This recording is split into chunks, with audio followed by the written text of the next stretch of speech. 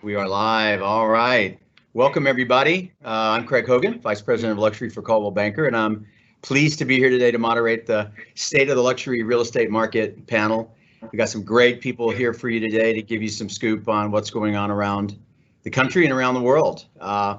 First, to get started, I wanted to give you a sort of a 30,000 foot overview of what we're seeing in the luxury market as the largest real estate operator in the country. 2020, I think everyone has discussed it by now. 2020 got off to an incredible start, one of the best quarters that we've ever seen. And then the pause button got pressed across the world. And last week we heard from our top agents in LA and Chicago. You're going to hear more from them today, but LA got off to a rocket start right out of the gate, and I believe had a very, very strong showing in the 10 million plus category. And we heard from Dawn earlier that Chicago actually got off to an incredible start and had even some 2 record-breaking sales and a lot of activity in the 5 million plus, which is just phenomenal for Chicago. Miami is in a little bit of a pause. The tax flight is still a big driver, so a little bit of a pause there. But a bright spot we heard in the Wall Street Journal this week: the Jill Zeder Group actually listed and sold a $6.5 million listing in the middle of the pandemic. So that is some great news. Week after week, we are continuing to see an uptick in our opens. That would be all of our new listing inventory. So that is a very good thing. For the entire month of April, that increased. We did not see that slow. And stay-at-home orders in different states and different counties are making it a little bit difficult to gauge exactly what's going on because they're different all over. For instance, today here in Chicago, it was announced that they're extending our stay-at-home until the end of May. So we weren't happy to hear that, but we're all in this together, and we do what we have to do. We do believe that this is fundamentally different from a housing crisis. We turned off the economy. The housing scenario that we were living in is still strong and robust. We know demand is there. Action on our websites has just gone through the roof. They're going online more. They're staying online. They're looking at our listings, and they're tagging our listings to go back to. So we know that the demand is there, and we will be there to answer that call when it comes in. Each week, we speak to our franchisees all over the world in the 44 countries that we operate in. And obviously, as you've heard, a large pause in that sector. However, a bright spot, some great news in Italy, one of the most hard-hit countries on the planet. Somehow or another, our Italian operations were able to bring in 3 new franchisees. That's 3 new Coldwell Banker owners. And they launched a Coldwell Banker Global Luxury Office, which is the standalone global luxury experience for the consumer and the agent. We have about 12 in the world. So we don't know how they did that, but they managed to do it. They had a virtual ribbon cutting. So it's beautiful, and the lights are on. There's no people in it yet, but that's coming soon as Italy begins to open their stay-at-home, I believe, starts next week. Lenders are slow. We heard from Tracy Allen in Hawaii. Lenders are very slow, and there's some hurdles to get over with lending, but creativity abounds, and the agents are figuring out a way around that to get around all those hurdles and make that work. And we strongly believe that when this is over, and it will be, that we will have the lion's share of listings, and that's going to put us in an excellent spot. So that's sort of the 30,000 foot overview. So what I'd like to do now is introduce you, and I think you can all see them on the screen. I'd like to introduce you to our panel. We have Georgina Jacobson from Newport Beach. We have Jade Mills from Coldwell Banker in Beverly Hills. Dawn McKenna from Coldwell Banker in Chicago and Naples. She's a bi-coastal operator. And we have Ricardo Rodriguez in Boston's Back Bay and Alistair Headley with the Hamptons International in London. So we're really happy to have you all here today. Georgina, let's start with you. Tell us about your pre-COVID business. What was it like? I know it seems like a long time ago, right?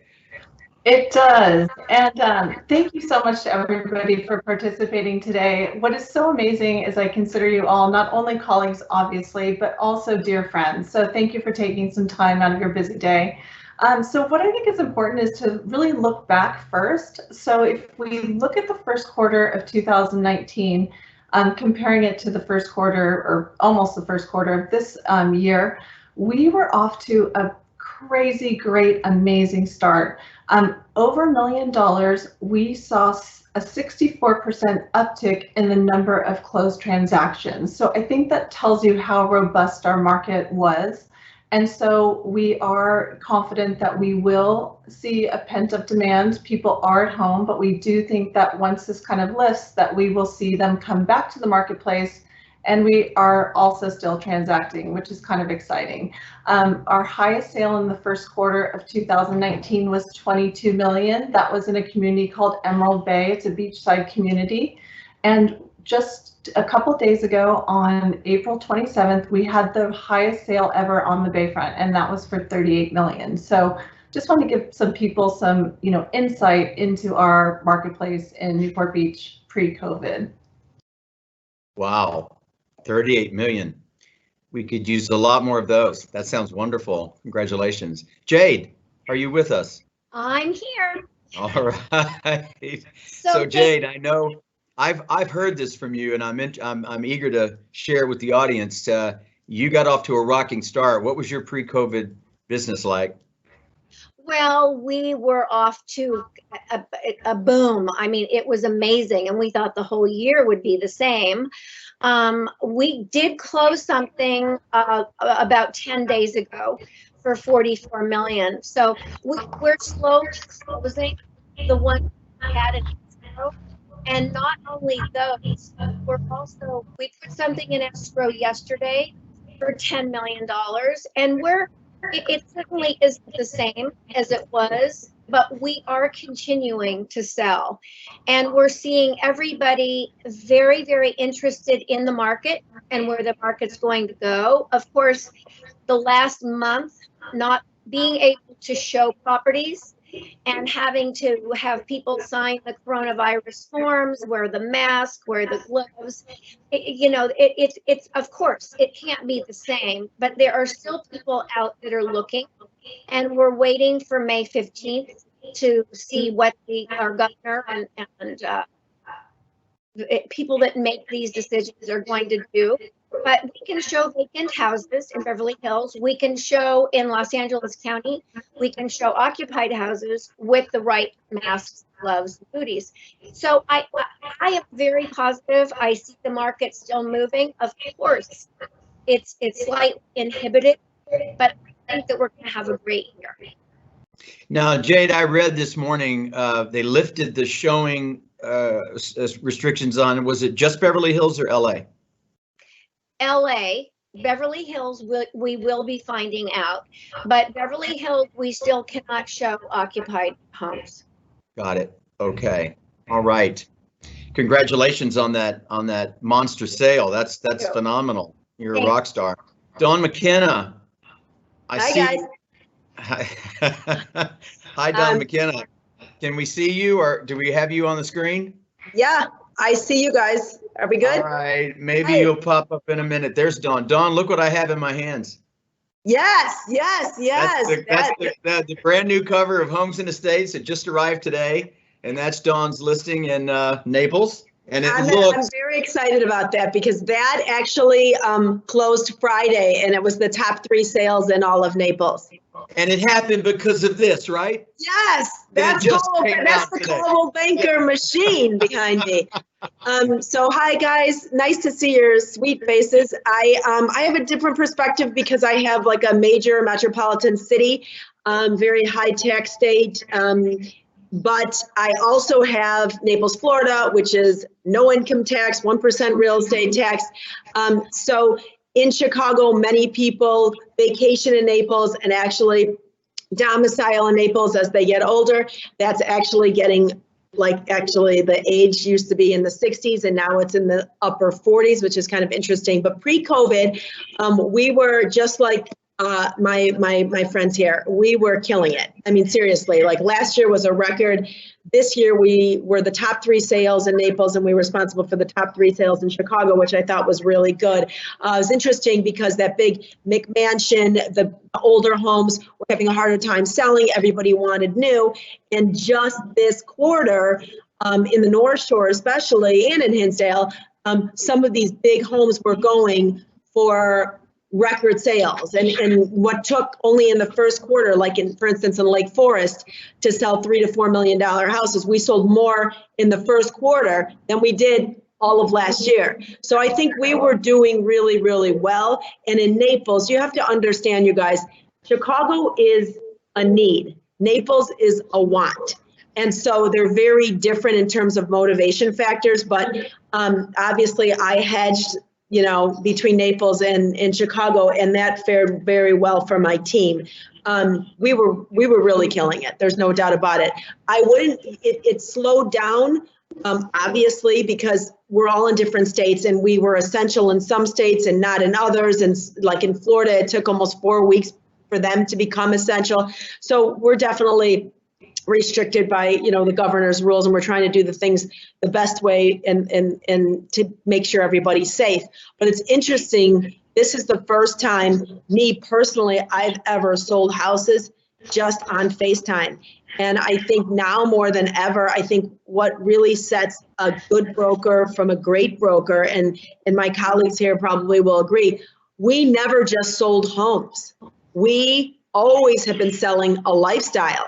That's very, very different. And now more than ever, I think, there's no place like home, but if you can't go anywhere else, what's your lifestyle like? So I have been crazy on foot doing what I do, usually in the car, like you guys, pointing to this, and we sold that, and that was a record sale. So maybe get this house next door that you can put some money in. We're doing this by foot now, which is actually kind of exciting. So I've become a walker, which I used to make fun of, but I think we're really gaining momentum, and I think we'll talk about it later, but we're all adopting really cool experiences and tools that we're implementing now because of COVID, and we're going to keep and continue on doing like things like this. And there's nothing more engaging than seeing each other, I think.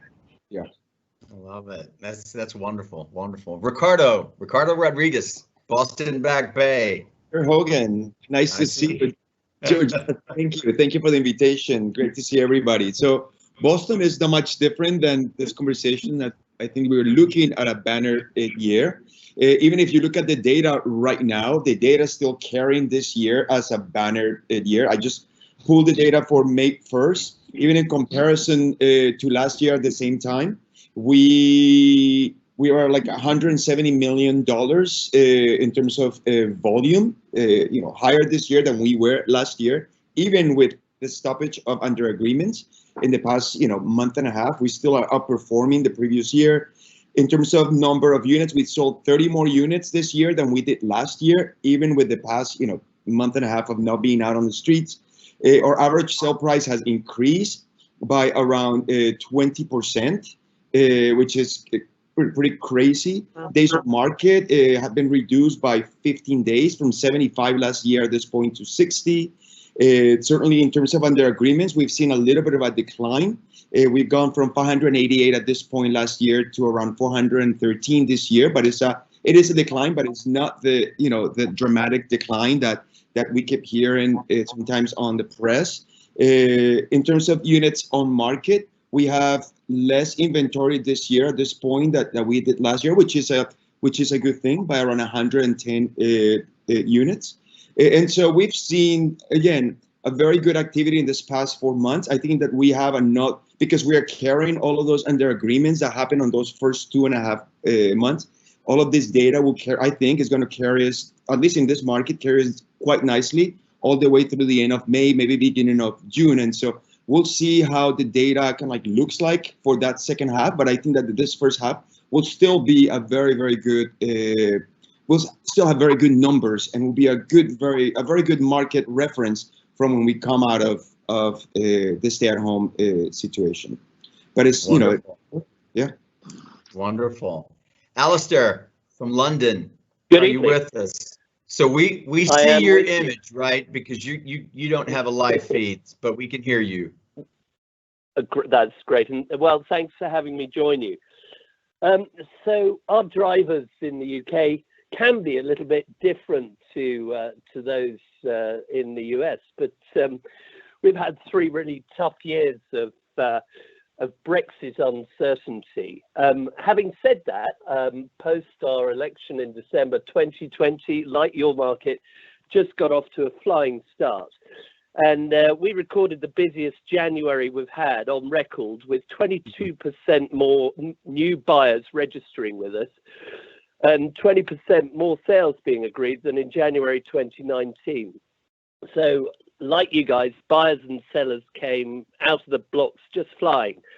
We called it the Boris bounce, and that was certainly in full effect right across our network. So by the middle of March 2020, we'd agreed 10% more sales than we had done in the Q1 of 2019.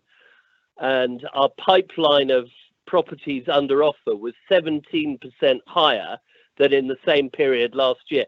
So we were looking forward to a really busy year. I bet you were. The Boris bounce, huh? That's a good one. The Boris bounce. Well, thankfully he's recovered and he's still bouncing. Yes. Dawn, you kind of touched on this, so let me ask so this question. It's about how are you conducting business now? And this morning, several people on an earlier panel talked about real estate being totally about emotion. It's an emotional transaction. And so how are you doing business now in this environment? Jade, I saw you with gloves and a mask and a hat and booties on doing a showing the other day. So how are you guys handling your business? And have you come across anything that was totally unexpected that you think might be here to stay? Jade, let's start with you. Well, I do think that everyone is going to be more careful. And I think that we have the coronavirus form that someone has to fill out before they go into a house. So on that form, it says that they are pre-qualified. We talk to the agent to make sure that they're really looking to buy. They're not just looky-loos. And we're very, very careful to make sure they have the money. I mean, it's very important that you're not letting someone into your house. And I mean, not that you know, we would let anybody in that was ill, but they do have to wear a mask and gloves and booties. And we're much more careful about who we let into the house. I think for the future, I think it's going to be a little bit different forever, because we never really realized that being close to someone, I mean, I haven't even been that close to my own children. And Austin, my 25-year-old son, came today to help me set up here. And it's the first time that we've really been even 6 feet. He says, I'm staying far, far away from you, Mom. But I think that what we've learned is there are ways to stay a little bit farther away from people and to be a little bit more careful. And I think that will be part of our practice forever. Yeah, no doubt. Ricardo? Yeah, I do agree with Jade, and actually Danny Hertzberg from Miami was talking about it this morning. I think that this discovery of this video communication is really what is going to me has been that big discovery. You know, how much and how efficient we can be with this video technology, understanding that at the end of the day, it still is a personal business. So it's both. It's how do we balance the personal touch with the technology? How do we use this technology in a more humane, personal manner? I think is the challenge, and that's where the creativity is going to come from every single place. You know, we're going to see all these cool ways of using this that feels like a human interaction. But I do think that if anything, to me, in terms of a game changing, has been this ability to realize that we can be more nimble and effective and fast than we thought it could be, that we could ever be, and I think that we learned to embrace that, at least in my opinion, which I think is a cool takeaway business wise, of course. Yeah. Georgina, same question for you. And also on that, touch base on, I've just been watching you explode with video content lately. Thank you. Yeah, it's been great stuff. I mean, is that in relation to what we're going through, or was that always on your plan? Well, it's been on my radar, but I think that more now than ever, it's just so important to have a human connection with people, since we can't go see them at their homes. for in a lot of situations. Or, you know, I'm one of 5 and my family lives locally, and I can't, you know, we didn't have 2 birthdays in our family. We did them over video, but the video was also a way to connect, and I was able to see everyone, and we were able to have conversations. So I think it's a way to really connect with your clients and also your friends.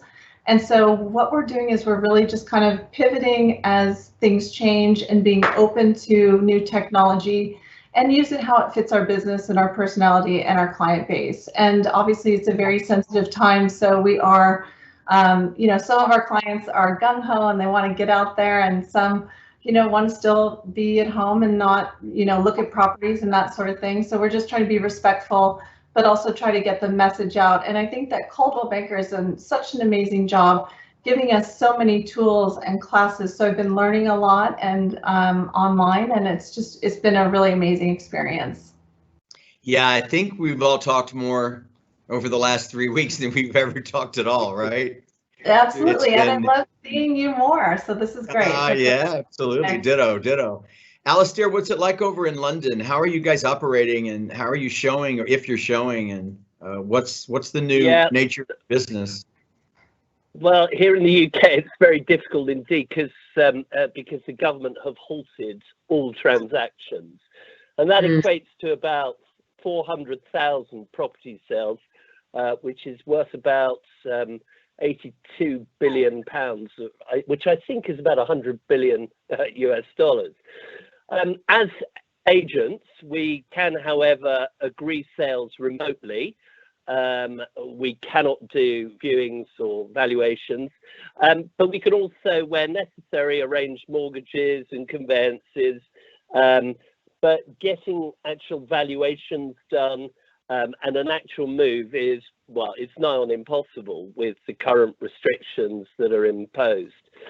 So whilst many of our agents have been furloughed, which is probably a word you don't know, it's a word I didn't know 2 months ago. It's the word attributed to a newly widely used British government scheme that suspends people's employment with government pay to protect their jobs long term.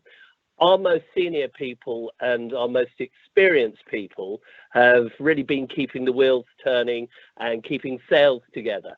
And there's never, I think, been a more pertinent time to pick up the phone, to share the trends that we're seeing and offer our best advice to buyers and sellers alike. Yeah. And when I say pick up the phone, we're doing that in a different way today, of course. They can actually see us, as long as they want to, in a different way. And we're communicating in a different way. I say by telephone, but by video conferencing.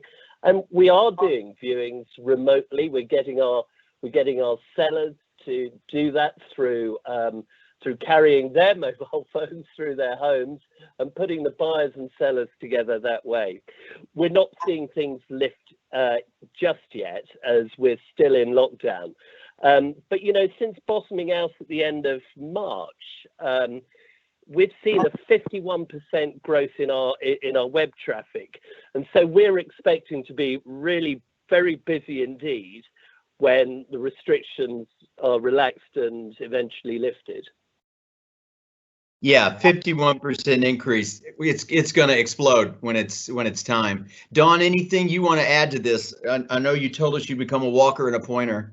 Yes, exactly. I would say through all this, you know, my focus, I love fashion and I love marketing, and I'm really into design and what things look like and making sure that every T is crossed and I is dotted and it's the perfect color and the perfect light. And I've learned something really significant through all this, that I think the greatest gift right now is the gift of authenticity. And even our listings, like the most attention and analytics came from an ad that I did with all of us, like basically like in our pajamas at our computers writing down, and it was like, we're in this together, like not everybody's in this beautiful dress or beautiful tight suit and makeup on and everything's perfect, because right now we're all just trying to do the best we can. And it's interesting that even on Instagram, I see from an engagement rate, they like it so much better when we've taken them through our own houses. And yes, there might be dishes in the sink, but guess what? We have 2 dishwashers or whatever. You know, I mean, we're using things that we normally don't do. And I think that connection is so much, I think more that transparency is really key right now. So we've been really kind of capitalizing on that and just being our true authentic self. I do have to say with all this, like I feel, and I'm sure my contemporaries will concur, that right now there's no end or beginning to our business day. I mean, like literally like pajamas on the bottom, trying to do the best we can sometimes. And now they're so used to seeing me that now if I'm not on, they're like, we want to see you. What are you doing? I'm like, okay, you asked for it, like, boom. And they're like, oh my gosh. But I would say that would be the one negative thing, like 8 o'clock, who cares? No one cares about 8 o'clock. You got to answer when you answer. But I do think now more than ever, I'm a listing agent. I mean, we have about, I don't know, 130 listings right now. And I have like 17 buyers, just myself, not including like my team members and, you know, in different areas that are so excited. And like from a weekly standpoint, like the energy and the hope and the gratitude really resonates online. And I'm educating them before they even come out. So they're like, okay, we're down to 3. They haven't even come down. They haven't even come out. But so I do think that this is a really unbelievable tool. I wish there were 48 hours in a day. So when you figure that out, let me know. Hey, if I do, I won't be with you guys. Yeah, I know. If I could figure that out. You'll be like, Hey, bye. Yeah, anyway, bye-bye. Hey, do you guys mind if I throw a question at you that is not on our list and one we didn't discuss? Would y'all go for that? Yes. Sure. Good. I'd like to start with Jade. Can we see her on the screen again? I think she'll pop. I don't see her, but maybe you guys do. Jade, I listened to you this morning, and you said something that I wrote it down immediately. But you talked about this excellence in customer service, and it doesn't matter if it's 100 million, 10 million, or 1 million. Everybody's treated the same way. And I know how you work. You immediately call people back. You immediately return a text. You respond to everybody. How are you doing that in this climate? How are you keeping it that high in this climate? Well, we talked about what was our normal day before and what is our normal day now. And my normal day before was up at 5:30, a spinning class at 6, back to the juice place, then returning phone calls and emails. I mean, it's like now we have to completely change our lives. And the question, I think, was, what is luxury?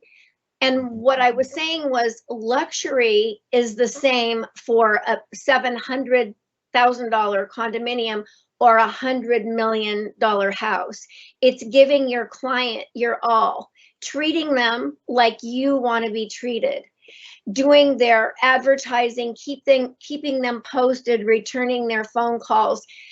The client is the most important person in your life. Most of them become your friends, and they want all of you. And you have to make every one of those people feel like they're the only ones you're working with. And I think for us, these are my friends here today. We are all that way. We do the best we can for our clients. And when somebody asks me, why do you think you've been successful? I mean, I think the best trait you can have in our business is integrity. Be honest. Don't sell them something that you don't believe in. Don't take them to something and hope they buy it. Really look out for their best interest. And so when you say, what is luxury? Luxury is the same for every one of your clients, and that's the best job you can do for them. Wonderful, wonderful. Georgina, how are you doing it? Are you on the phone a lot more? Oh, absolutely. So I kind of threw my old schedule out the window and then put a new schedule together because I am homeschooling. But what I'm finding is that it's like understanding that we want to create the best experience for our client. And, I've been in the business for about 25 years plus. And, the clients, they turn into friends and they're family. And so it's like, I'll do anything for them. It's like trying to find them a dog sitter or a tutor for their child during these times, like whatever it takes, because it's not just about real estate, it's about the relationship. And I think that that's kind of also what Jade was saying. And you know, it's going that extra mile. And I think in these times, it's so important to have like a professional that knows the market, because they're going to guide you through the process. They're not going to try to sell you anything.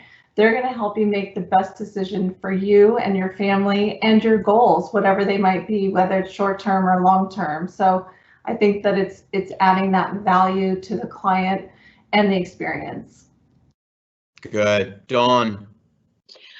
I think, you know, I agree with them. You know, we're all doing what we can, but I do think like luxury has always been, you know, the comfort and care you give your client, like, and you know, the aha feeling you get when like you sit down and you smell something great, or you see something beautiful, or you walk over a threshold and you hear a song that makes you feel alive or remind you of a great part of time. And again, to say what they're saying, like it's all about the experience you create for them.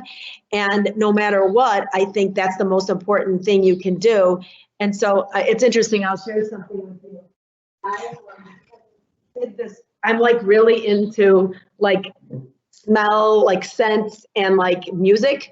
That, I mean, I could turn on a tune and be in a terrible mood and then just turn it on and feel like good about it. And so I made a playlist for all my houses of things that make me feel good. And so now that's going to be a DMG playlist when we're doing showings. And then I did a private label candle, and it kind of smells like the perfume I wear, which is Tom Ford.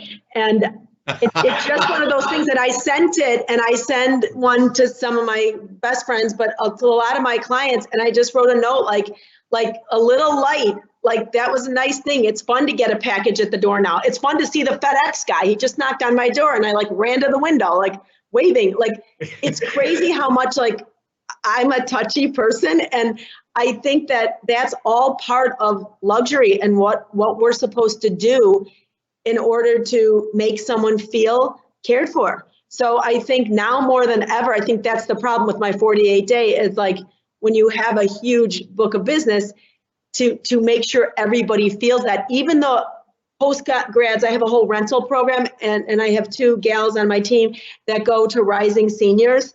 And it was interesting, they can't go because the schools are out. So they did this beautiful video montage of welcoming them and saying, this is our favorite place. This is where we live. Oh, by the way, you went to Notre Dame, just so you know, this is right by Butch McGuire's bar. Like, and they engage them through video. I just think that so much now more than ever is all about engagement because there's such a lack of it. Let me tell you, that candle is amazing.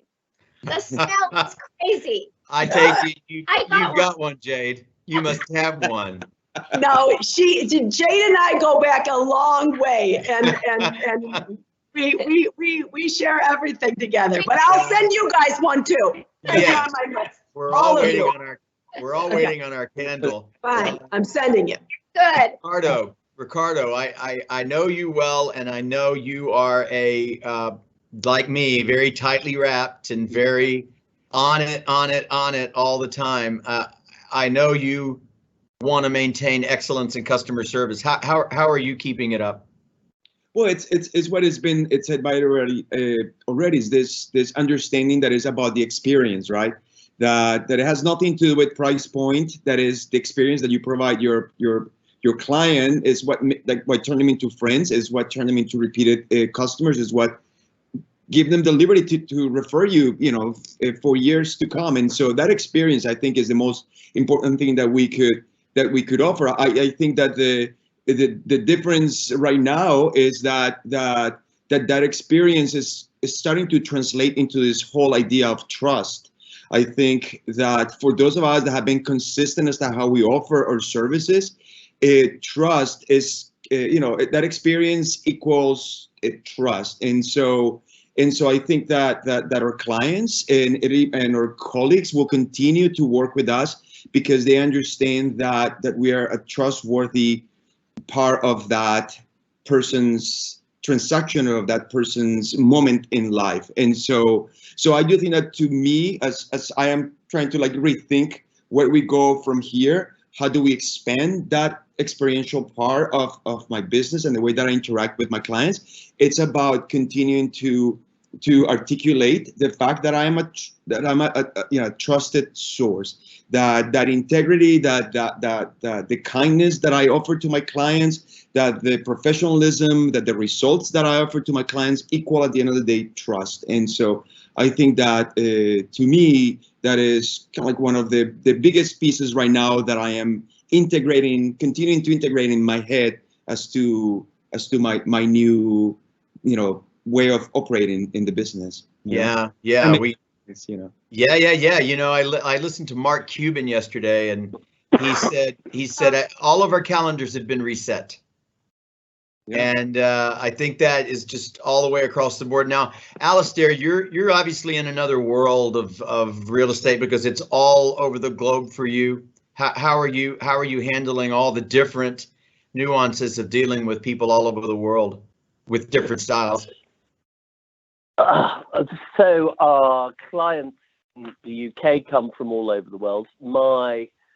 We are not seeing any British buyers looking to buy elsewhere just at this moment in time. But your question was about how do we look after our clients and what's at our heart. And I know that Ricardo and Jade have come and visited us and met some of our people, and I'm enormously proud that I think all of our 1,200 colleagues enormously proud that Hamptons has been around for 150 plus years, and they take great pride in ensuring our clients' best interests is well looked after, and that's always at our heart. Our buyers of today are our sellers of tomorrow, and vice versa. Yeah. And so, we have done everything. We've mowed lawns, we've emptied washing machines, we've walked dogs, we've mended broken windows when people have been away, etc., etc., etc. As Ricardo just said, actually, and I thought I took this as a really important point. Luxury for us is not just about price necessarily. For us, it's about quality and it's about saleability. And I think our authenticity and our integrity is and always will remain key to ensuring that our business is very healthy indeed. And when we put our clients at the center of the business, at the center of what we do, we find that we find great success through that. Absolutely. And I suppose, since you guys have listings around the world, because I've read your marketing book, it's probably over an inch thick of listings all over the world, and they're just absolutely wonderful. Are you connecting with them more now on video chats and things like what we're doing right now? You find yourself in that? So the quick answer is yes, but of course everywhere is different, and some countries, when I listen to you guys talking in the United States, some states are different. The majority of second home markets for us are in Europe, and most of Europe is pretty severely locked down at the moment. So there are people trying to work from home. We're not selling Spanish homes to Spanish people. Not in a normal market, we are selling Spanish homes to British people, and those British people just simply are not interacting with us at the moment about buying. I think it was Dawn that said something that's nice to have, a want rather than a must-have. Here in the UK, we're still trying to cope with the must-haves, but the want, i.e. the holiday home in Tuscany or in the Costa del Sol, is just not on people's agenda at the moment. I truly believe that people will come back after a period perhaps where they've got their things together and there's been a lull in the market and the domestic markets have recovered. I think they'll re-identify what's valuable to them, and that may be time away time away from the rain in Great Britain, and it may be time away with the family somewhere else in the close world. For us, that's obviously Europe, but also perhaps the United States as well. United States is always a good choice. Always a good choice. Always a good choice. Especially in love Boston, Florida. Chicago, Naples, and Beverly Hills and Newport Beach markets, right? That is true. That is true. Georgina, can we? I want to come back to you. Do you have any thoughts about what it's going to be like as soon as this is lifted? Do you have any thoughts about what it's going to look like for the market, maybe specifically to your market or just in general? You know, I think that our market is really going to see a huge burst, and I'm already starting to see the momentum in that the people that I'm connecting with, they're starting to ask the questions. Like, they might not be buying like right now because of whatever reason, but they're ready to make a move because they've been in their home. So, you know, some people, I had a client that said, you know what, I think I want to get a boat. I want to be on the water. Another client said, you know what, I think I want to be in the desert, that's about a 2-hour car ride away from here. So I think that there is a demand, and I think that the definition of home has totally changed because it's so much more valuable, and it has this intrinsic value that you just can't put your finger on. And so it's creating that amazing experience in your home, whether that means an ideal office or 2 offices, a swimming pool, or redoing your backyard. So I think that people are thinking, and I really do think that we're going to have a lot of transactions going on because they've had time to reflect, and now they're ready to make that next step. Yeah, I agree. Dawn, what do you see? You're on mute. I think you're muted. There you go. Sorry, I have my son at home, and he's like making himself a protein shake. I'm like, yo, I'm running a business here, buddy.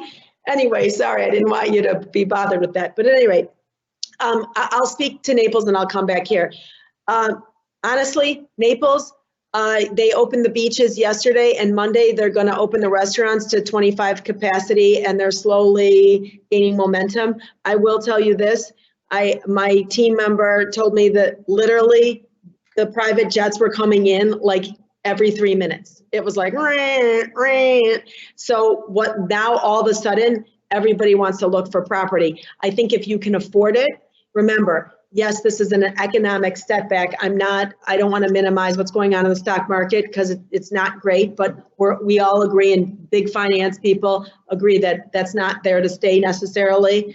Once we open up, we're going to see an uptick. So those that can still afford that luxury of a second home, I think they're going to like literally drive to those places. So like Ricardo's by water, On by water, Georgina, Jade, I just think these second home markets are going to be huge because I think now more than ever, everybody wish they had a change of pace. I'm not saying necessarily it has to be a $5 million, $15 million home. It's just a nice change of scenery was really, really a wonderful, I guess, indulgence that if you can afford it, you would do it.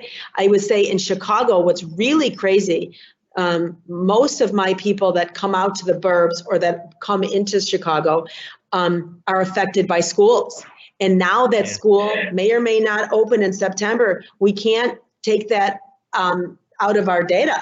And what's happened now is, say you had a 3-year-old and you were thinking about leaving Lincoln Park in 2 years when the child's going to kindergarten. Now they know, like, okay, I want a bigger yard or I want more space or whatever. They're just hitting it now because there's no limitations on that. So I've seen that there's a lot of pent up demand to kind of do that. And then there's a lot of pent up demand for people that are between 50 and 60 to downsize to the city and just get a quick apartment and do the 6 months and a day in Naples. So I actually think it's going to work in our favor here. And that demand, as they said, I think will be realized in September, like the last quarter of 2020, I think is going to be really good. Oh, well, we're counting on it. Ricardo, any thoughts on that? Yeah, I do think that, you know, like Georgina said, we're in the business of home. And so, you know, fortunately for us in this business, you know, having a home, it's one of basic needs. And so we are going to see, an activation of buyers and sellers. I think that if anything, all this chaos that has been thrown up there at all of us is going to create a lot of movement. And so there are going to be a lot of people that are going to need to sell, that are going to need to buy. There's going to be all this momentum. And so I think that we just need to be there again to make sure that we are helping people and providing the right advice so that we're not just moving property, but we are actually helping take care of all those people. Of course, respecting where they are at this point in their lives and being mindful that, as I said before, we have to make sure the community is in good place, because if the community is not in good health, then we have nowhere to go back to. And so we have to invest into it and treat our clients with that respect. But I think that the business will be there. I think that we are going to see good levels of activity. And I think in all price points, I'm seeing it right now in terms of prospecting. We have, listings in a pipeline in every single price point, from an entry level to the $20 million price point. Same thing with buyers. We have buyers in every single price point. Obviously, there are different motivations for people to move now or later, but everybody's active one way or another. So, for example, we are right now shooting every single, because we're allowed to visit. We cannot be in groups or do open houses, but we're allowed to visit properties. And so what we are doing right now is shooting every possible video and every possible photo that we can of every possible property that we might represent. Even if the contract is not done, I'm like, let's just shoot it. Because what we are doing is creating, this kind of like backlog of all of this content so that when we are ready to go, it's ready. And so we are building everything as if we were ready to launch tomorrow. Everything is being built for regardless of price point, because you just want to be, in that ready mode to hit, to push the gas when we're able to come out. Right. You told me a few weeks ago on a call that you approached Instagram as promotion, but no longer. You now look at it as a lead generation tool. Can you share some of that? I'm telling you, it was truly a revelation for me, because we keep talking about social media as a sales tool, and so yeah, I know that I've been using it historically as a sales tool. Oh, here's what I sold. Look at this. Look at that. Call me. That kind of stuff, right? And I realized that I get the best return on investment when the angle is an angle of prospecting, when the messaging is not specific to, let's say, a buyer that we're trying to bring to buy this property, but it's a message about, like Don was saying, a message about that, the lifestyle related to that home. There is a message related to our value proposition as your trusted real estate person, where it is when it is an output, right, a visual output on, let's say, on Instagram, that demonstrates to a developer that we know what we are doing. And so we are seeing all these responses. And I think what has been particularly curious to me is that activation has come exclusively on the luxury market segment.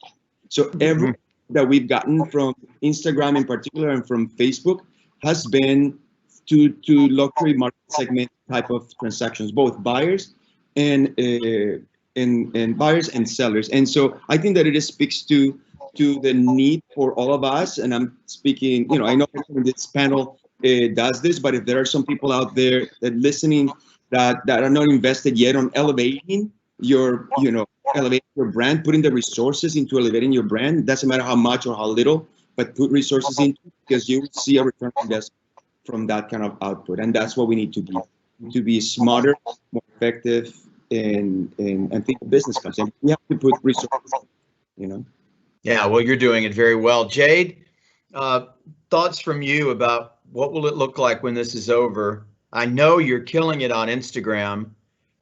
You seem to have something of these. I love that 30 seconds with Jade thing. I don't know where you came up with that, but that's fantastic. What do you see when the brake pedal's off? And what are you?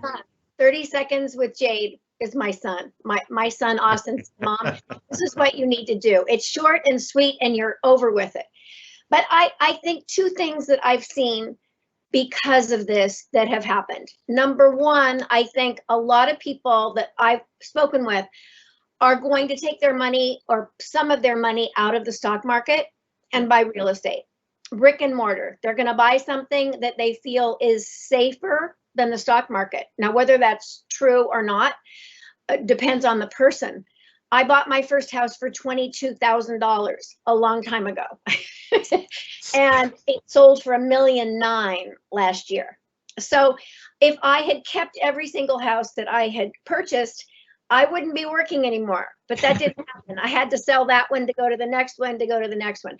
But what I'm seeing is, I think that a lot of people will be buying homes instead of putting all of their money in the stock market.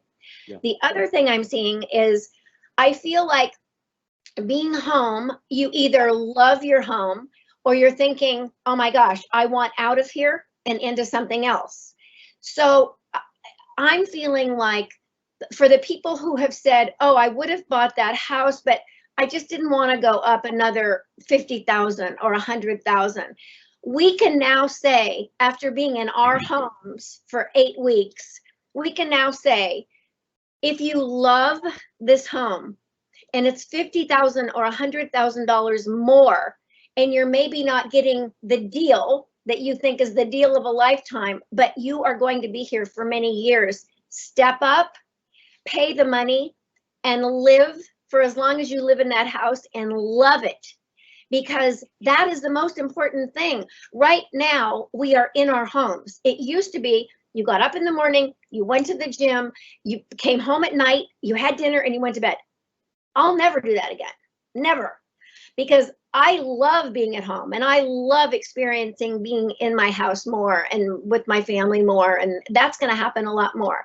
But I think that the people who wouldn't step up before are going to do it now, because they appreciate being in their homes and loving where they are at not whenever they're there. Yeah, absolutely. Well said. Alistair, what about you? What do you see in your world when the brake pedal's off? What's going to happen? Well, we're hoping and rather expecting to be quite busy. However, do you know what? I think there's going to be a lull whilst people get back on their feet once the restrictions are lifted. And I think that job security is going to play a pivotal role as well in any recovery. However, there was such a determined recovery in the UK housing market at the start of this year.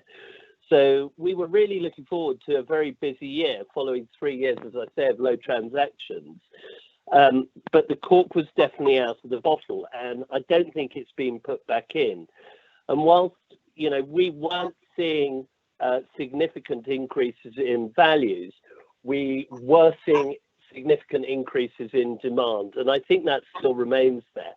And it doesn't matter which country you're in, as you've just said. Many households have also spent more time at home and in the last few weeks, and some I think are going to feel the urge to move and find more space, or consider the potential perhaps for remote working as well.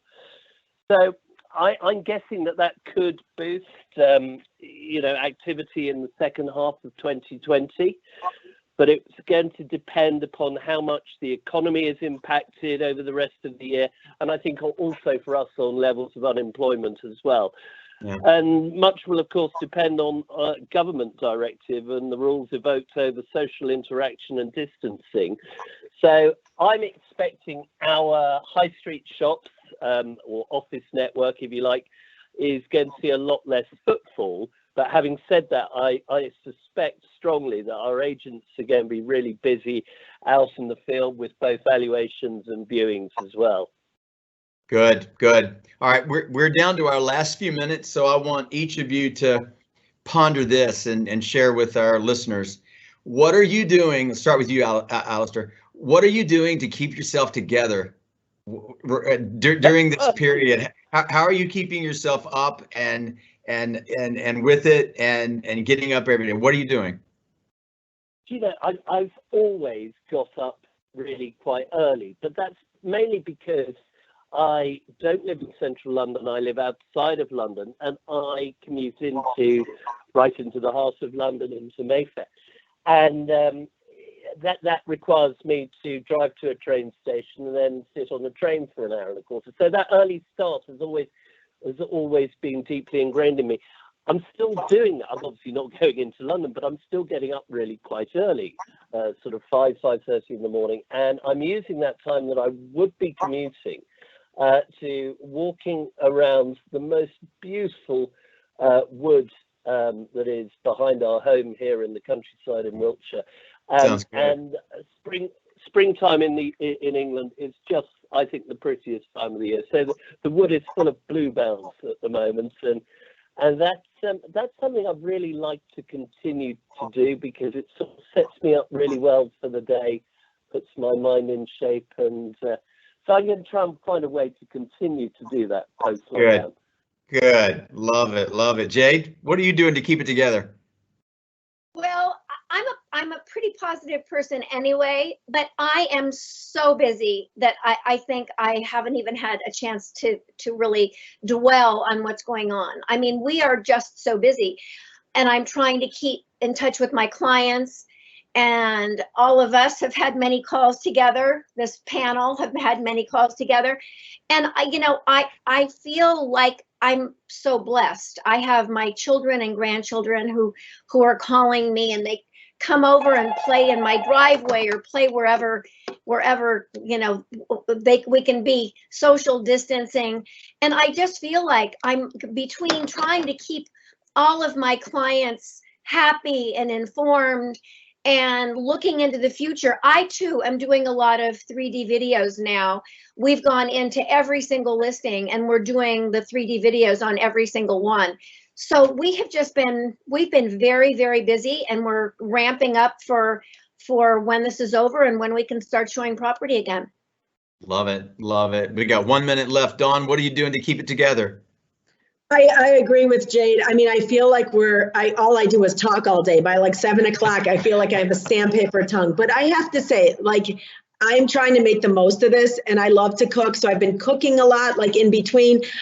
I'm eating you might not recognize me when we come out of this, because like, I mean, I go all day and I like have a cup of coffee, and then I don't like really like go ham on food until dinner. But like, I feel like, okay, I'm getting off. This is my reward. I'm going to make a smoothie, and it's not a protein smoothie. It's like got mangoes and sugar, and it's so delicious.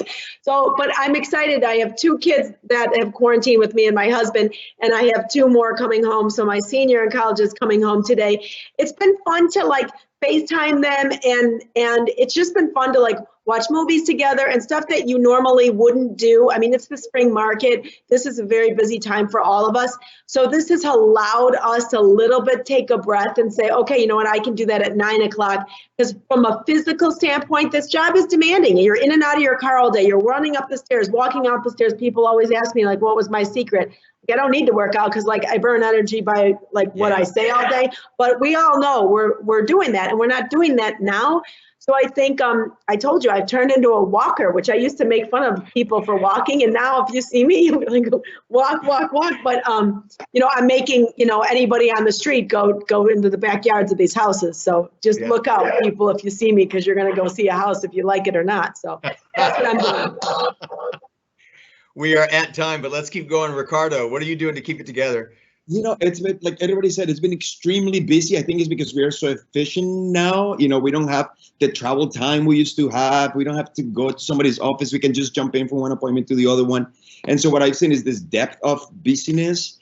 But I think what I am doing, for me, I'm seeing this as a challenge, but a creative challenge, at least for me and for my business. And it is, I've been given an opportunity to reevaluate what I've been doing and to rethink what I've been doing. And so to me, it's very exciting to just even think about what my business will look like, what our business all collectively would look like. I think it's going to be really interesting and exciting. I think, the challenge is that we thought we knew what we were doing, and suddenly we realized that, yeah, we do, but we don't, right? And like, what are we going to do? And so to me, this is the silver lining, the blessing is that opportunity to be creative, to be daring, to just go for it, because what are we going to do? We just have to go for it. And so to me, that's how I keep myself getting up at 5:30 in the morning and going to bed at midnight is because I can't stop thinking about it. But I love it. I thrive on it, and so it's been good that way. Well said. Well said, Georgina. Well, and I think that this has been a really amazing time to just kind of take stock and figure out really what's important to you in your life and what you want to accomplish. And I think that it's been a really great pause to do that. But it does come with challenges because the schedule's so different. So what I like to do is every morning I do a gratitude list and things that I'd like to happen during the day. So it's like 5 things you're thankful for and then 5 things you want to accomplish. And it can be anything. And then what I do, and then what I do is I jump